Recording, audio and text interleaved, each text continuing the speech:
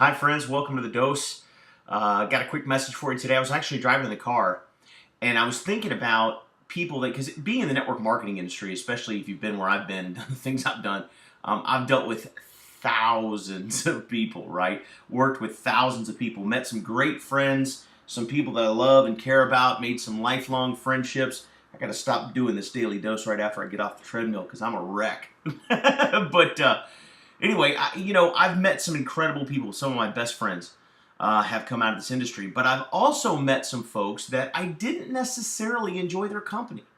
They might have been great people, and I'm sure they were, and they all had some wonderful qualities about them. But I didn't necessarily enjoy being around them too much. And I noticed that other people might have felt the same way. And as I was driving today in the car, I was listening to Mr. Darren Hardy, publisher of Success Magazine, his monthly audio CD training where he interviews people. And the topic for today was EQ. Now, everybody knows what IQ is, right? Your intelligence quotient, how smart you are. That's your IQ. And, IQ is a great determiner of, how well you might do on tests or, how quickly you might be able to figure out logical situations, that kind of thing.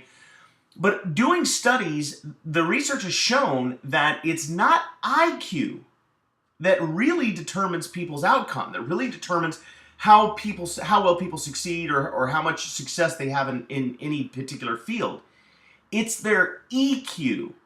And EQ is your emotional intelligence. Emotional intelligence. And as I was listening to this, I started thinking about some of the people that I've worked with in the past that maybe I didn't enjoy their company as much as others. And I started wondering, why was I attracted more to some people than others? And listening to the training today, it suddenly dawned on me. I liked being around people that were of even keel. That they didn't freak out to the good or the bad. In other words, people that didn't lose their mind like that when they got excited about something, and also people that didn't start yelling and screaming and throwing and breaking things when they were not so happy about something. It was people that could, take a piece of news or a piece of information and sit back and contemplate it, think about it, and respond instead of react. Those are the kinds of people that I've naturally found myself attracted to. And it coincided perfectly with what we were listening to on the training today. Your emotional intelligence is how well you are able to respond to your environment and to circumstances as opposed to react based on emotion. And every one of us has known people that just fly off the handle, right? If you've ever been friends with or worked for or had to manage someone who you said, oh, don't tell them that, they'll freak out. That was someone that may not necessarily have a high level of emotional intelligence. Their EQ may not be where it could be. And each of us, I would attest that if we were to work on our EQ, we could begin to see much, much more dramatic results in our businesses, in our finances, in our relationships. Everything about what we want to accomplish in our lives can improve if we will improve our EQ. So how can you improve your EQ? How can you become more emotionally stable? How can you learn to get off the emotional roller coaster, to minimize the ultra highs and minimize the ultra lows and get more even keel so that you can more adequately and appropriately respond to situations instead of just react based on your emotions? How do we improve this? And the first step to improving your EQ is awareness. To understand about to begin paying attention to you. In other words, when you know that something, man, that just gets under my skin, that just wears me out. If you know that, register it in your mind and say, okay, I know it gets under my skin when, right? And fill in the blank. And then make a decision that when you're in that situation or when you feel that feeling coming on, to stop it. Because what's interesting is no one can make you mad. No one can make you frustrated. No one can make you upset or sad. Only you can make you any of those things. You decide how you respond to the environment around you. Does that make sense? Someone else does something, it can either make you mad or not. It's your decision to make. So the first decision or the first step towards improving your EQ is to understand who you are, to make a self-assessment, to understand what gets under your skin. We all know, don't we all know? I mean, on some inherent level, we know in what situations we respond well and maybe in what situations we respond not so well, right? We know that instinctively. Make a conscious decision to work on that. So the very first step is to understand more about you. Become aware of your emotions. When you're feeling a certain way, stop and think to yourself, what am I feeling right now? Am I upset? Am I mad? Am I frustrated? Am I angry? And if so, why? What triggered that? What brought this on?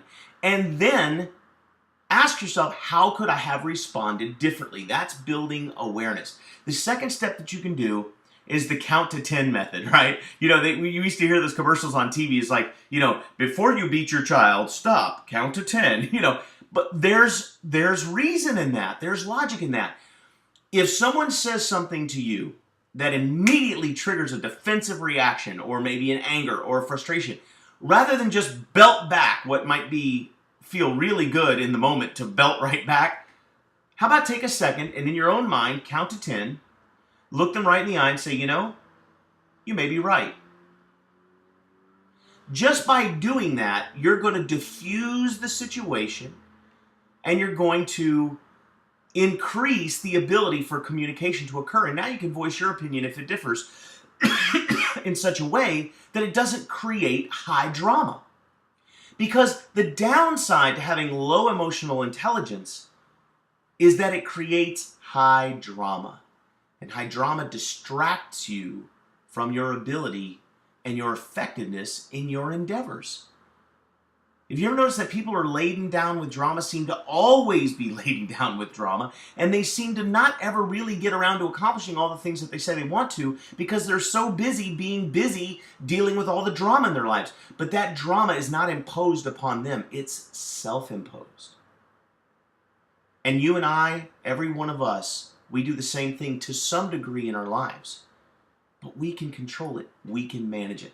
So step 1, become self-aware. Step 2, take a step back and evaluate when you're in the moment. It takes courage and it takes time. These changes won't happen overnight. But if you can learn to step back and evaluate where you are and respond differently, your emotional intelligence will rise, your ability to deal effectively in situations will rise, your likability will go through the roof, people will want to be around you, you'll have much more popularity, you'll have much more acceptance, you will find yourself much, much more effective in every area of your life. Guess what? The drama in your life will decrease, the effectiveness will increase, and you will begin to see abundance in those areas that you're working on. So if you haven't done it, go find a book on emotional intelligence. They're all over the place. It's kind of the latest buzzword, but it's extremely and crucially important. And when you begin to learn more about emotional intelligence, I think you'll agree with me that the people in your life that you like the most, that you enjoy spending the most time around, are people that have mastered their emotions and have learned to respond